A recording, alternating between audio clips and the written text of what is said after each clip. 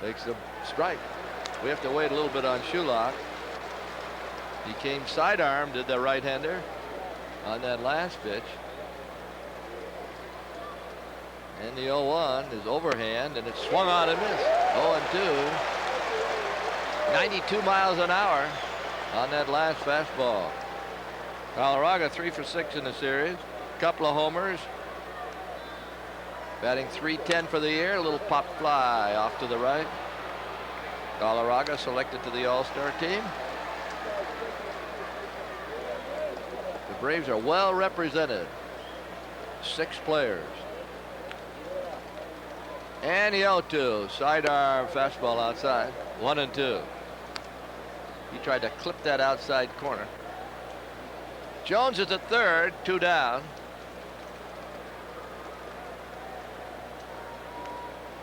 And the pitch. Hit foul off his fist off to right. I tell you that you just watch a Rojo pitch, Ernie, and you don't know where it's coming from. I mean, that was a fastball that was kind of coming in on the hands, and Galarraga was able to get enough on it to foul it off.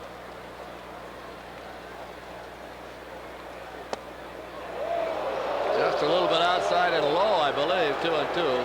Galarraga could very well wear a target here in this series. Been hit twice. A little sidearm action.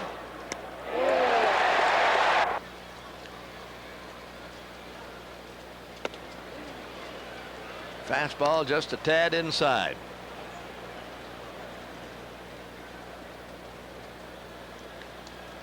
Now the 1-0. In there with a slow curve. Oh, hum, a strike call. Umpires in the American League ump differently, don't they? Or are we just getting a couple of guys the last 2 games that have just been very casual about the whole thing? 2-1. I like the kind of like Frank Pulley, who almost punches a catcher in the back of the head. And the 2-1 almost hit Eddie Perez. 3-1. That fastball had a little giddy up to it. Yes. And also he throws one that tails away. Strike. When you can throw over 90 miles an hour, makes those other pitches pretty effective. He's run at full. 3-2. Hit foul off to the right. Another nice crowd. Probably 35 to 40 this afternoon. Tropic. Swing a miss on a breaking ball. No, he fouled it. Couldn't be held on to by the catcher. And everyone, fans and players alike, are glad that this place is domed. A little warm outside and muggy. Once again, the payoff. Low ball 4.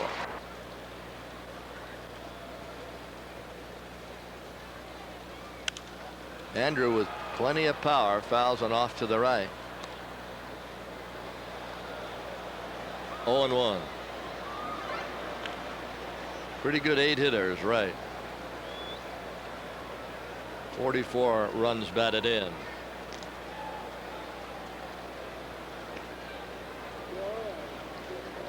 Braves have 1 hit, a triple by Chipper Jones. Line to left and foul. He just pulled it down to the left of the Braves bullpen. Leitenberg pitched well last night. Got his 8th save.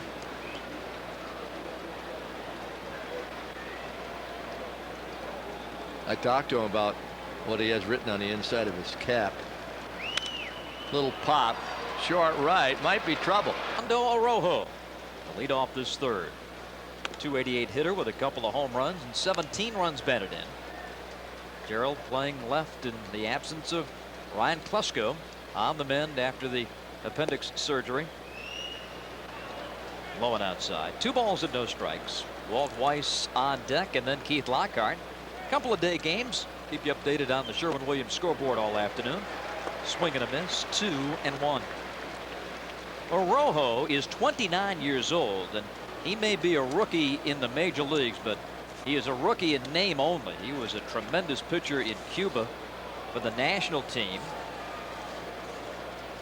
He was for 10 years a member of that Cuban national team, and that was part of the seeds of his defection. The national team was in Albany, Georgia, back on July the 9th of 1996, and in the dark of night at 2 in the morning, he walked out of that hotel, got into the car of his agent, drove to Miami.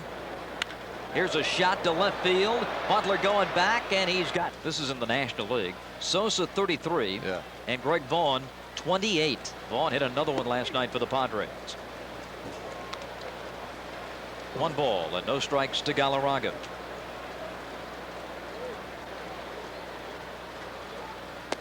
This is the 3rd American League park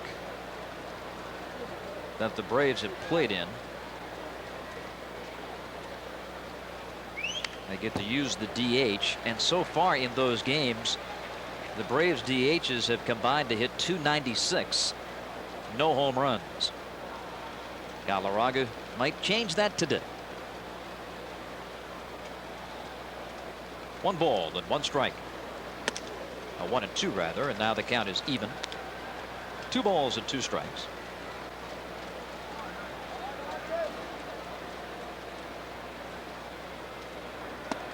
And he strikes him out for a second time.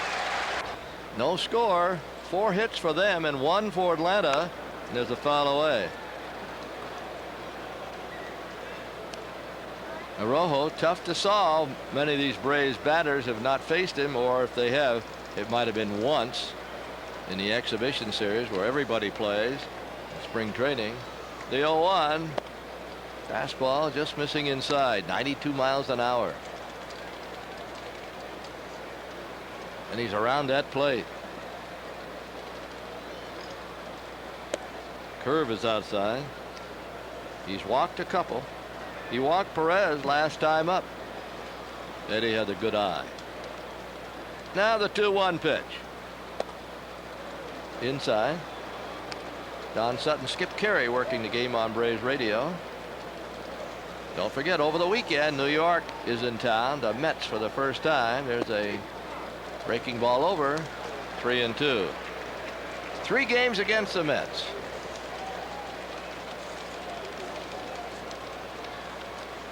Now the 3-2. Bounce right to the mound. And a cross-up mixed in there too. That can happen. There's a bouncer to the mound by Andrew Jones, and quickly 2 down.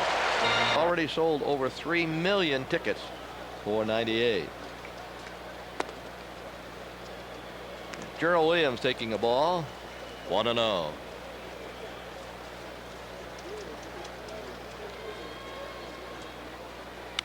Bounce toward third, and he's got another easy.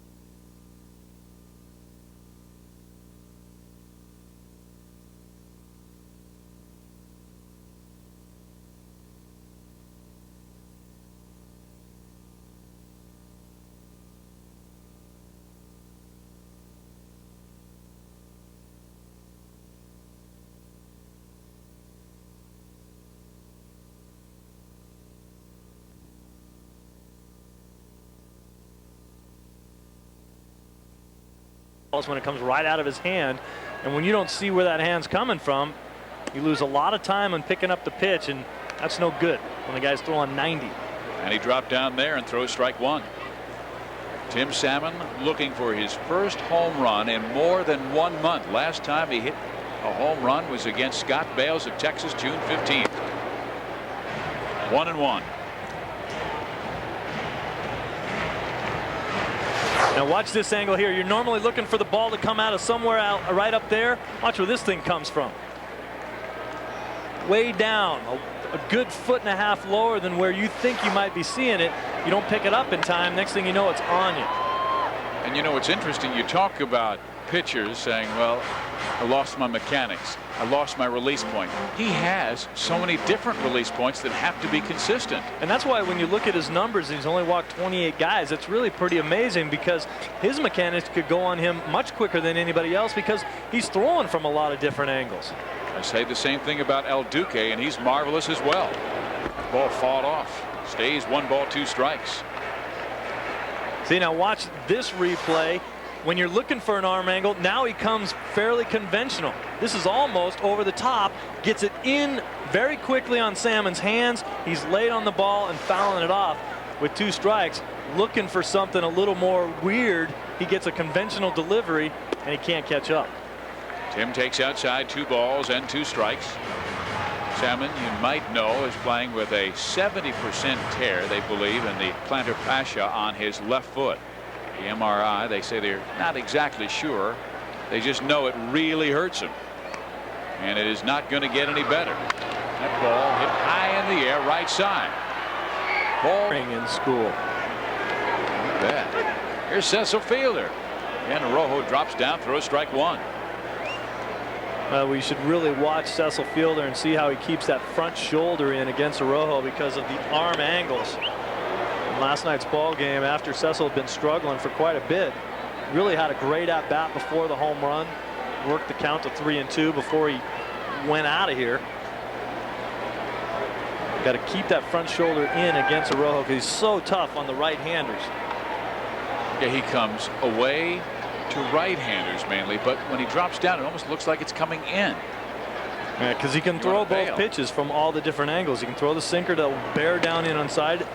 You can throw it away like that, and then he can go from the side and throw a slider and sweep it all the way from one side of the plate to the other.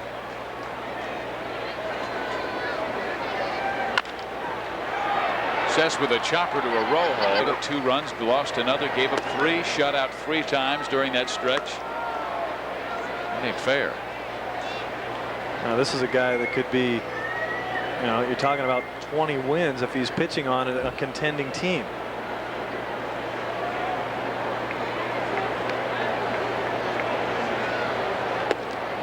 Phil Nevin swings and misses. He's behind the count, 0-2. Now he's at the top of the leaderboard with 10 wins.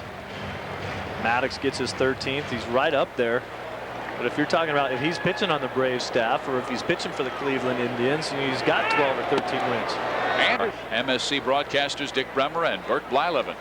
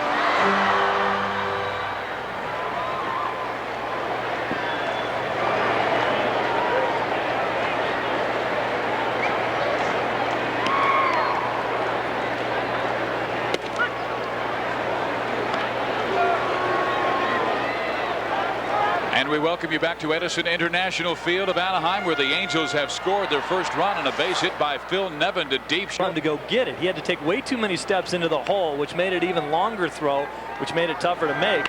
He should have said, I'm not going to be able to make this play. I'll eat it. Now wait.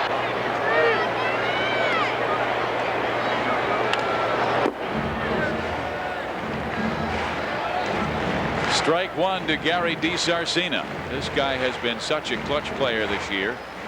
He had some great quotes in the LA Times, a story written by Mike DiGiovanna the other day. He was talking about the month of June and how the Angels went 22-6 and everything was going right. He said it's easy to sit back and ride the wave, but when you play 162, there are going to be stretches that test your mettle. Are you going to be a front runner or a team player and grind it out? And Gary says this team can grind it out. They're going to have to prove that right now because they turned around in the month of July and it's really biting them right now. This will test this team's mettle. You look at a guy like DiSarcina. Look at the numbers, the way they've turned it around. 3-9 so far in July after 22-6. DiSarcina certainly one of those guys that can grind it out. Can the rest of this Angel club? Fights that one off, but sends it. It's not something that you want to do, but Hollins was clearly off the base a lot farther than he should have been. So now what looked like a very strong rally for Anaheim with 2 on and nobody out was suddenly turned into a 2-out 1-on jam for that man Terry Collins. And that's the other reason to be a little less aggressive over there because of what we talked about before. Every one of those runs are really important. You can't take chances with you being the guy on first base and the guy on second base, Darren Erstad, only make up the difference to be in the score 5-3. You still need a couple more runs. There's no reason for you at first base to be getting picked off on a double play in that situation. A little more conservative when you're getting beat. 3 balls and no strikes. The Angels really need them. Well, he walks Tim Salmon, and here comes. The key to getting Cecil Fielder out is to get him out on his front foot and make him bring his hands with him. Sometimes he's a pretty good front foot hitter because he'll leave his hands back and he'll still have some power. But if you can get him out on that front leg and get him to lose his power, that's when Cecil's not at his best.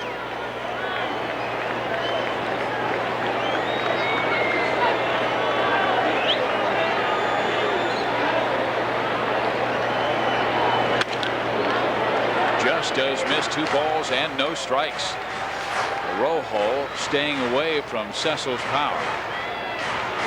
But Cecil can go out and reach for that pitch. And we've seen him hit a lot of home runs to right field.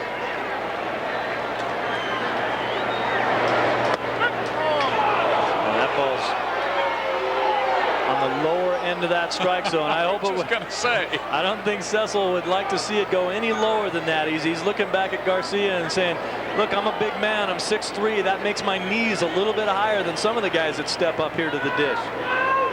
I'd try the same pitch if he's going to call that a strike. He does, and Big Daddy pulls off, and the count evens at 2 balls and 2 strikes. It's the pitch that Cecil may have won. It was down. And he's a good low ball hitter. Over the middle of the plate. Plus, he pulled the string on him a little bit, got Cecil out in front of it. There's a weak ground ball hit to the shortstop. Ledesma gets. That team has scary potential. Well, you wonder about that club and why they've played so poorly up to this point. 11 games back. They were 13 at the break, so they are making up some ground. They do have some more games with this Anaheim club and the Texas Rangers. That's when you can make up the most ground by beating the teams that are in front of you, because it doesn't matter. You know, you go out and win games if the teams in front of you are winning, you can't make up any ground. But if you're beating those teams, that's a true big game switch in the win and loss column. And it just seems like there's too much talent on that Seattle team for them to continue to play the way they've played. Their bullpen certainly needs to be addressed, though, because they are not good. There's a strike at the knees. Count is 2 balls and 2 strikes. Terry Collins, he is the man. I mean, look at the Western race. The Angels 6 games back on May 28th. And even though they lost 3 starting pitchers, their starting catcher hasn't played at all this year. Here's Phil Nevin. Ledesma will throw. Here it's the American League West race, and the batter is Justin Bachman. And he takes ball 1. But you talk about what the Angels have done without Ken Hill, without Jack McDowell, without Alan Watson until this last week since coming off the disabled list, without Todd Green, their starting catcher, without their starting second baseman Randy Velarde, without their top setup guy and Mike James. And one general manager said, people are talking about Mark McGwire, Sammy Sosa, and Ken Griffey Jr. But the greatest story in baseball is how are the Angels winning this year? It is incredible when you find out what they've lost. What a job by Terry Collins. He has done a great job of getting everybody on his roster to play for him, including guys that weren't on the roster. We already talked about Steve Sparks, who had a terrible outing tonight, but came up and was doing a great job for this ball club before this evening's performance. Bachman runs well, bogs up, quickly throw. In order to win, he's proven that tonight.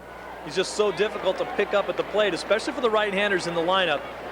He can make it a long, long day on those guys with the different delivery points that he has. Well, we go to the bottom of the 5th inning. Gary DiSarcina is the batter, and he takes low and outside, ball 1. DiSarcina has been up just once, grounded back to the mound. Angels have been a very good comeback team this year. We told you about the 22 wins they had in the month of June. 12 they had to come from behind to win. And really that great win streak started against Minnesota when they were down 5-0, and they're down 5 runs here. Those come from behind wins are sort of like that double-edged sword. It's nice to get them, but you don't like to put yourself in that situation too many times where you have to try to get them.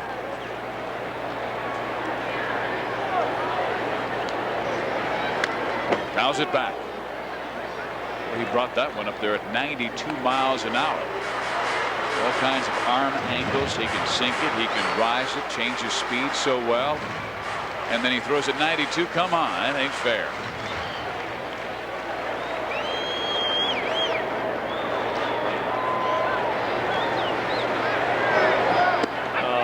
Look at that pitch. Just knife back inside, and DiSarcina will argue with Richie Garcia.